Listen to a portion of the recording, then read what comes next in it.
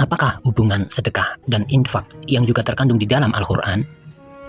Sedekah itu berarti pemberian yang dibutuhkan dan diwajibkan, sebagai tercantum pada surat ke-9 ayat 103 dan surat ke-9 ayat 60.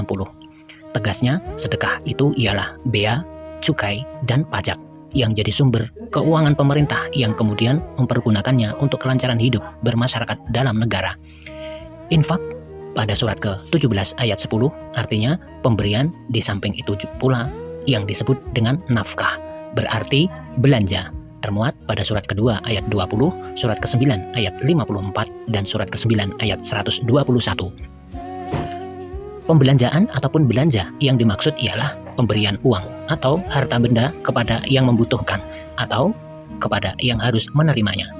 Tegasnya, nafkah itu adalah pemberian yang diperlukan atau diwajibkan kepada yang membutuhkan, baik dalam keluarga, jiran, dan negara sendiri.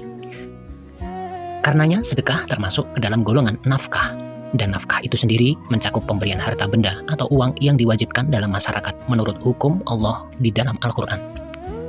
Tanpa nafkah, kehidupan rumah tangga tak akan selamat. Begitu pula kehidupan bertetangga dan bernegara. Perbedaan lain mengenai sedekah dari nafkah ialah bahwa sedekah diberikan pada pemerintah menurut peraturan undang-undang tertentu secara terang-terangan, tetapi nafkah pada umumnya diberikan menurut keadaan relatif dan boleh secara sembunyi-sembunyi. Setiap orang boleh melebihkan nafkahnya, baik berbentuk sedekah dan belanja lainnya menurut kadar kesanggupannya, tetapi tidak boleh mengurangi nilai yang ditentukan baginya menurut hukum dan keadaan yang berlaku. Tentang nafkah ini, orang sangat dianjurkan dalam Al-Quran agar bermurah hati dan secara sukarela memberikannya kepada yang patut dan harus menerima, termasuk kepada perjuangan untuk mendapatkan kemerdekaan, tercantum pada surat ke-47 ayat 38 dan surat ke-2 ayat 195. Dengan nafkah itu juga, perjuangan dimulai sebelum sedekah sempat dipungut oleh pemerintah. Banyak ayat suci yang mengandung istilah anfaqo, artinya membelanjakan. Beberapa di antaranya perlu diperhatikan beberapa ayat suci berikut ini.